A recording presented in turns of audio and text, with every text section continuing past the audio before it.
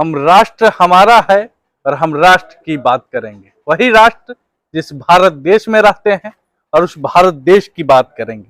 और भारत देश में बिहार प्रांत है और बिहार एक ऐसा राज्य है जिसकी कहानी इतना स्वर्णिम है, इतना सुशोभित है, जिसकी कहानी की हम लोग कल्पना नहीं कर सकते हैं, इतना सुंदर है। यहीं पे अनेकों वैदिक काल की घटनाएं होती है, यहीं पे भगवान राम को ज्ञान मिलता है और यहीं पे राम जी और भरत जी का मिलन होता है। वैसी जगह पे खड़े हैं। हालांकि अब अभी हम वैशाली में खड़े हैं बिहार के, और यहाँ का खासियत बहुत कुछ है। अच्छा, वैशाली के आप रहने वाले भी हैं। नाम है, सर का नाम है सर्वेश गिरी और रफ्तार भारत न्यूज चैनल के फाउंडर एंड सीईओ हैं। और हमारा नाम अश्विनी प्रताप सिंह है और आप हमें देख रहे हैं। चलिए वैशाली की कुछ गाथा पर बात करते हैं। वैशाली का पौराणिक कहानी क्या है? वैशाली गौतम बुद्ध की जो है कर्म भूमि है और महावीर की जन्मभूमि है और लोकतंत्र की जननी वैशाली माता है, लोकतंत्र की जननी है। और वहीं से लोकतंत्र स्टार्ट हुआ। बहुत सारा इसका गाथा है। आप वैशाली गढ़ पे जाएंगे, यहाँ से महज 20 किलोमीटर दूरी पे है। गौतम बुद्ध की वो मतलब इमारत लगी हुई है। बाल अवस्था का, युवा अवस्था का, किस प्रकार से वो उनका जो भी शिक्षा हुआ सब यहीं पे हुआ था। मतलब इसलिए जो है गौतम बुद्ध का कर्म भूमि कहा जाता है और महावीर का जन्मभूमि। यानी कि सांस्कृतिक माहौल से पूरा ये भरा हुआ वैशाली है। जी हाँ। हाँ, और यहाँ का लोग भी बहुत अच्छे अच्छे आपको मिलेंगे। अच्छा, यहाँ पे शैक्षणिक माहौल क्या है? बिहार सरकार का कहा जाता है कि सिस्टम लीक है और सिस्टम ऐसा लीक है कि स्कूल में शिक्षक नहीं होते हैं, स्कूल में शिक्षा का माहौल नहीं होता है।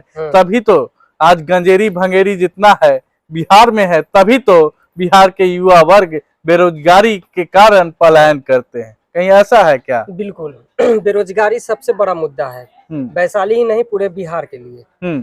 बेरोजगारी के कारण युवा तरह तरह के अपना नशा में चले जा रहे हैं। बहुत सारा ऐसा चीज है जिसके कारण जो है उनपे दुष्परिणाम उसका पड़ रहा है। अगर कहीं से भी उसको रोजगार मिलता तो कोई भी गलत चीज में इन्वॉल्व नहीं होता। अच्छा, दर्द होता है सीना में? बिल्कुल होता है। बिल्कुल होता है, बहुत ज्यादा होता है। हम लोग भी चाहते हैं ना कि बिहार डेवलप करे, हमारा देश का जो भी युवा है, बिहार का युवा है, वो भी डेवलप हो। उसको भी मन करता होगा 4 व्हीलर से चलने का, उसको भी मन करता होगा 2 BHK फ्लैट में रहने का। अच्छा, इस बार चुनाव है और वो शब्द सुने होंगे, खेला होगे, तो क्या होगा बिहार में? देखिए, लोकसभा चुनाव कुछ कहा नहीं जा सकता है। बिहार का जो इस बार लोकसभा चुनाव है वो काफी मतलब कांटे का टक्कर है।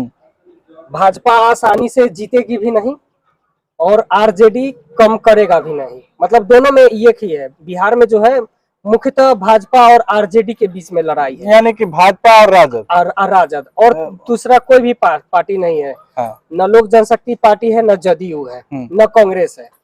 लड़ाई जो भी होगी, या लोकसभा चुनाव में हो या विधानसभा चुनाव में हो, भाजपा और आरजेडी के बीच ही लड़ाई है।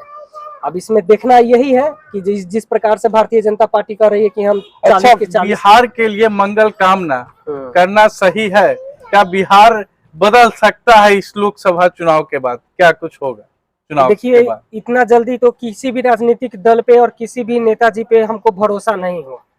चुनाव के बाद एकाएक बदल जाना, मतलब समझ रहे ना कि जादू का झप्पी तो नहीं है किसी के पास कि तुरंत में वो बदल दे। हाँ, लेकिन कुछ उम्मीद कर सकते हैं आप कि कुछ मतलब थोड़ा भी बदलाव हो, ऐसा हो सकता है। एक राज्य ऐसा जहाँ पे न विकास के नाम पर ठगी होता है, सिर्फ विकास के नाम पर ठगी होता है। एक राज्य ऐसा जहाँ के युवा के साथ खेल होता है। एक राज्य ऐसा जहाँ पे युवा वर्ग के शिक्षा के साथ खेल होता है। एक राज्य ऐसा जहाँ पे शिक्षा का पहला केंद्र दुनिया का था, वहाँ पे युवा वर्ग और यहाँ की बहु बेटियां शिक्षा के लिए पलायन करते हैं। और एक राज्य ऐसा जहां औद्योगिक शुरुआत बहुत कुछ था लेकिन आज धूमिल पड़ा है, उसी राज्य बिहार में है और बिहार की विकास की बात हम लोग कर रहे हैं। लेकिन दुर्भाग्य ये कि बिहार कब बदलेगा ये कह पाना मुश्किल है। लेकिन सर्वेश गिरी जी पूरे बिहार में भ्रमण करते हैं, उत्तर प्रदेश तक कवरेज करने जाते हैं, हर एक उस माहौल को देखते हैं जिसमें बिहार बदलने की आशंका नजर आता है कि हाँ, ऐसी स्थिति होगी तो बिहार बदल सकता है। तो सर्वेश गिरी के साथ में हम तमाम विचारों को आपके साथ साझा कर रहे थे। अंत में क्या कुछ कहना चाहिएगा?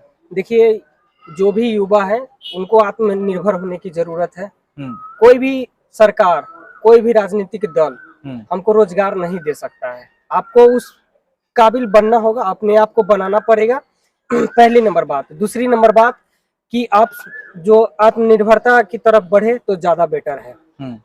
ठीक है ना? अपने आप को सुव्यवस्थित कीजिए, अपने आप को मजबूत कीजिए और इतना मजबूत कीजिए कि नेताजी को आपसे जरूरत पड़े और नेताजी की जरूरत आपको ना पड़े। आपको ये डिसाइड करना है कि मेरे लिए कौन सा नेता सही है, मेरे लिए कौन सा राजनीतिक पार्टी सही है, ये आपको तय करना है। माहौल अच्छा होगा तभी विकास होगा। कहने का अर्थ यही है। बहकावा में नहीं आना है, सोच समझ के वोट करिए। आपका एक वोट जो है ना काफी कीमती है। आप जिस दिन वो अपने आप वोट का कीमत को आप समझ लेंगे ना, उसी दिन समझिए कि देश जो है विकास की प्रगति की तरफ बढ़ेगा, बिहार भी प्रगति की तरफ। और बिहार के लोगों को समझाने की जरूरत नहीं है। यहाँ के ब्लड में इतने हुनर हैं कि शायद ये दुनिया चला सकते हैं, लेकिन गंदा राजनीति के शिकार हम और आप और तमाम दर्शक हैं। और इसी कारण से आज गंदा व्यवस्था बना हुआ है। बिहार बदल सकता है और ये संभव है, क्योंकि हमारे शरीर में जो खून है वो आम ब्लड नहीं है। यह ब्लड वो है जो पूरे देश दुनिया की कहानी लिख सकता है। एक चोटी के चाणक्य का चोटी कट गया था तो उन्होंने अपना एक अलग माहौल दिया था और अपना शासन व्यवस्था लागू कर दिया था। और कहने का अर्थ है कि अपने आप को मजबूत करने की बात इसलिए कर रहे हैं कि बिहार बदलेगा तभी जब अपने आप को मजबूत, हर हमेशा ब्राह्मण मजबूत किया है, जो भी उनसे शिक्षा लिया हो, चंद्रगुप्त मौर्य हो या कोई भी हो, तो मजबूत करके अपना शासन व्यवस्था मजबूत करने की बात कर रहे हैं, तभी बिहार बदलेगा। चलिए, इसी शुभकामना के साथ कि बिहार आगे बदल सकता है, इसी मनोकामना के साथ वीडियो को खत्म करते हैं और बहुत धन्यवाद, बहुत धन्यवाद। जय हिंद।